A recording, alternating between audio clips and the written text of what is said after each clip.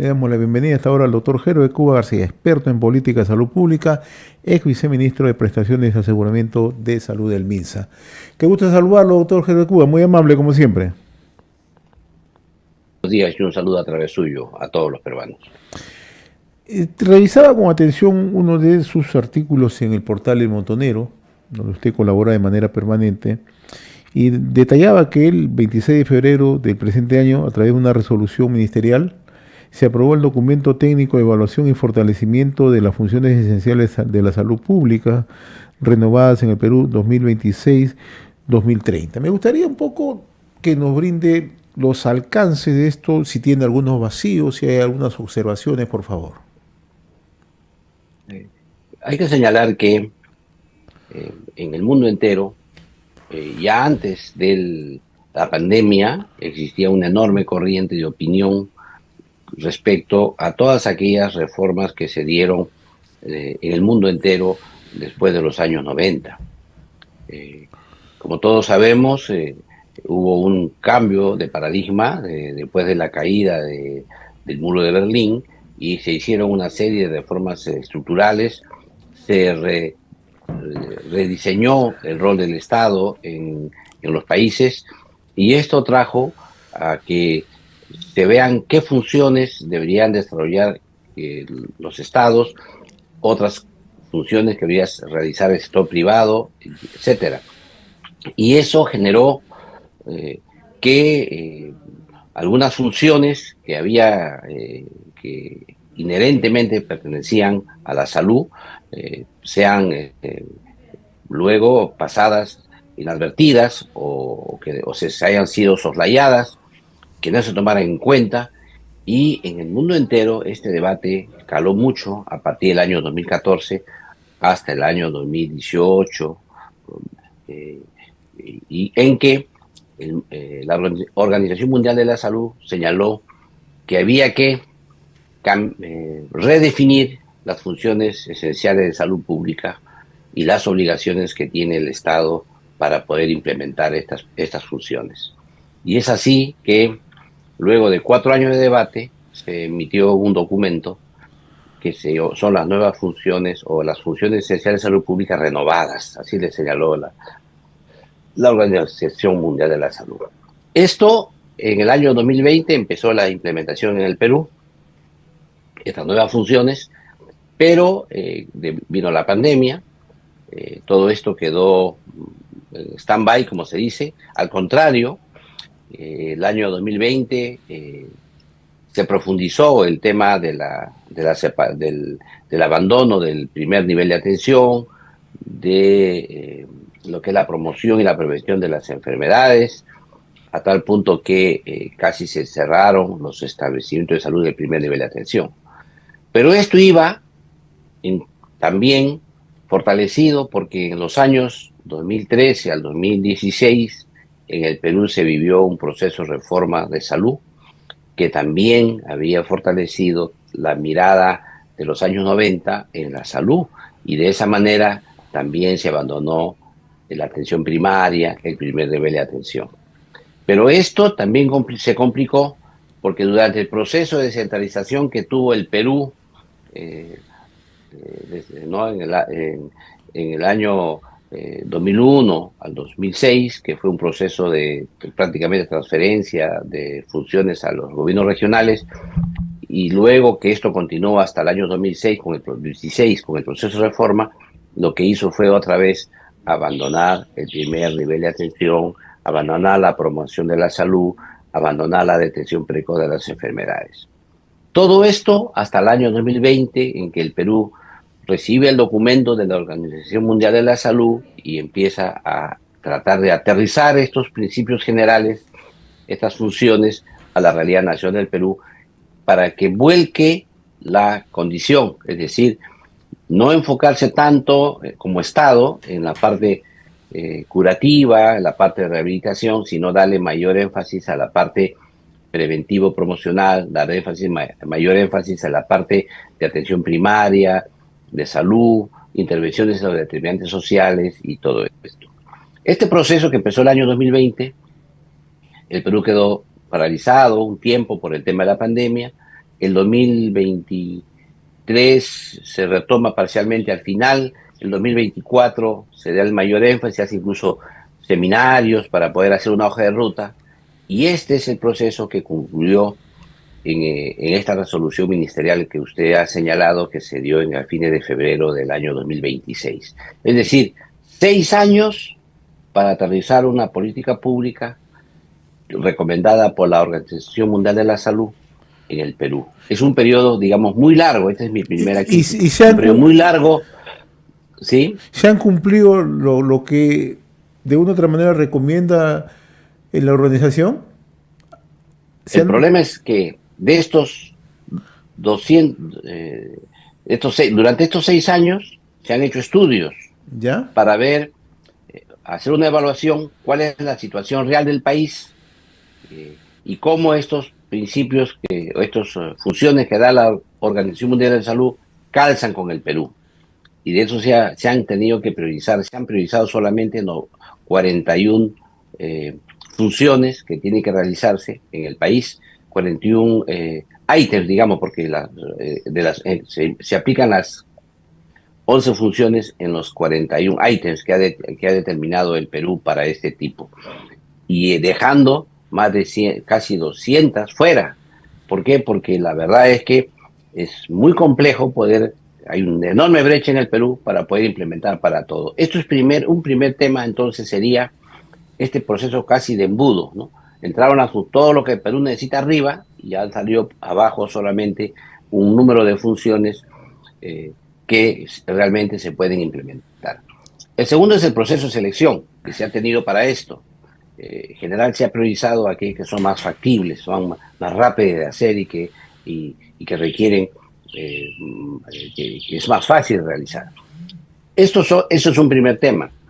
Pero el otro tema que me parece inclusive relevante es que cuando se empezó estos estudios en el año 2020, había otros funcionarios. En el 2021, 22, 23 han ido cambiando funcionarios. Y este estudio se produce realmente porque en el año 2024 y 2025, durante 27 meses, hubo una cierta estabilidad en el ministerio que ha permitido retomar un estudio de este tipo. Por eso es que el mayor avance, si uno analiza la historia de este documento, el mayor avance se tiene en los años 2024 y 2025. ¿Por qué? Porque hay mayor estabilidad de gobierno. Porque lo que ha ocurrido es que aquellos que empezaron, los estudiosos, digamos, de la realidad nacional, que empezaron esto en el año 2020, ya no son los funcionarios que continuaron en el 2021, no son los mismos del 2022.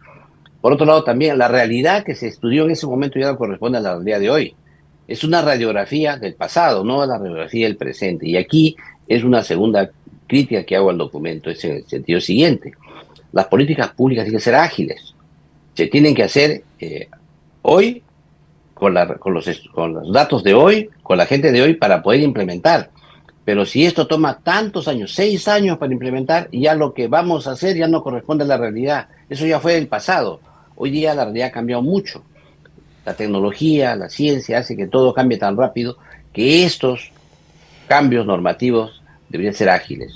Por eso es que mi recomendación ahí era que esta norma hay que aprobarla, es evidente, pero no es una norma que nosotros podamos decir que nos sentimos satisfechos.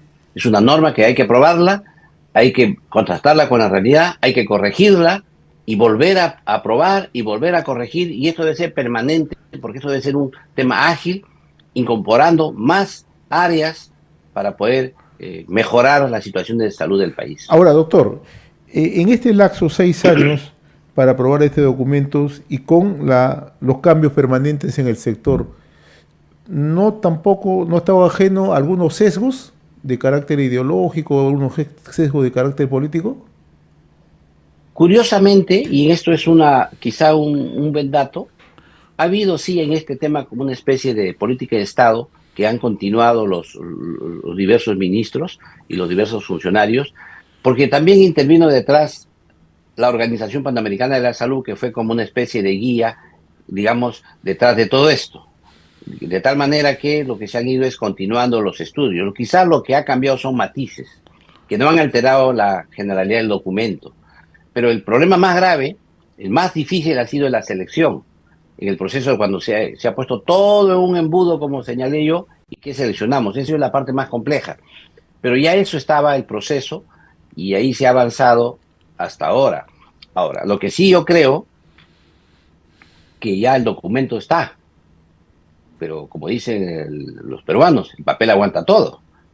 Se ha discutido, se ha debatido, pero ahora dígame, ¿cuánto está el presupuesto? ¿Cómo se va a implementar? ¿Cómo se va a implementar esto en el terreno?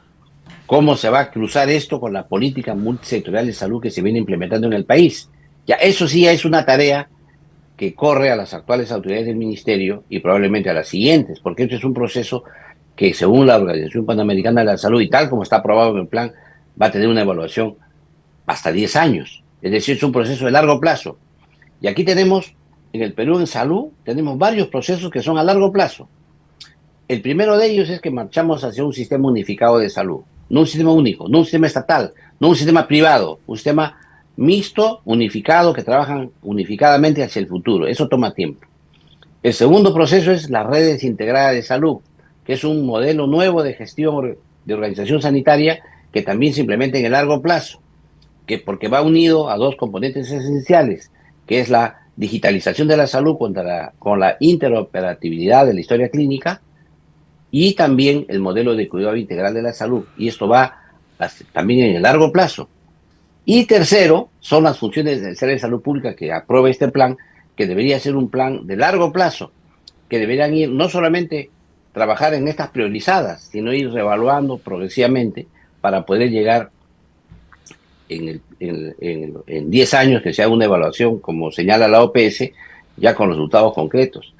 Lo que sucede aquí es que no podemos ver los temas aislados, cada cosa por su lado, porque son componentes distintos que se implementan en modo transversal, pero que al final son como un puzzle, como un rompecabezas, ¿no? Como figuras que se arman para lograr una mejor salud en el futuro.